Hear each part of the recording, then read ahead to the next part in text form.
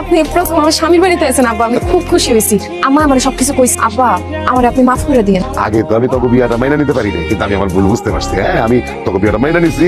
জামাই বলেছি রে, আজকে আমি জামাইয়ের মর্যাদা দিতে আসছি। জামাই ওগো শুনছো?